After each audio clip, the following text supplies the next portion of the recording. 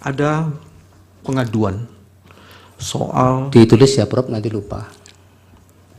ada pengaduan yang berkaitan dengan kampanye yang dilakukan oleh menteri. Nah, pengaduan itu dilaporkan ke Bawaslu. Tapi oleh Bawaslu itu tidak diselesaikan. Ada yang tidak diselesaikan dan ada yang diselesaikan. Atas dasar itu kemudian diajukanlah ke DKPP tindakan Bawaslu yang tidak memenuhi kewajibannya seutuh-utuhnya itu. DKPP kemudian membuat putusan, tapi putusannya itu dibuat setelah proses kampanye selesai dan dinyatakan bahwa menterinya, sebut saja Zulkifli Hasan, telah melakukan pelanggaran mengenai kampanye, mengenai cuti kampanye, dan putusannya hanya menegurnya saja. Dalam perspektif keahlian saudara saksi, bagaimana saudara ahli, bagaimana dengan putusan yang seperti itu yang sama sekali tidak mengubah bahwa telah dilakukan kampanye bansos berulang-ulang kali?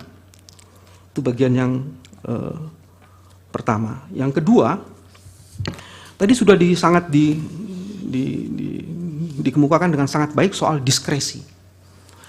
Diskresi ini selalu dijadikan dasar dan dibuat menjadi bagian yang lazim dilakukan oleh teman-teman di KPU.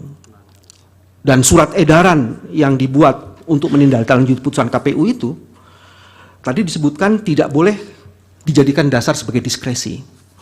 Kalau itu dijadikan sebagai dasar diskresi dan dipaksakan itu, apa akibat hukumnya?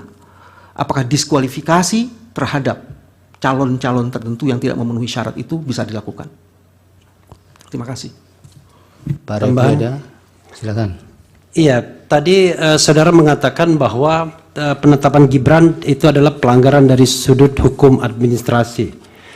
Pertanyaan saya, seandainya pelanggaran ini tidak disengketakan, apakah kemudian pelanggaran tersebut kemudian dianggap menjadi sah begitu?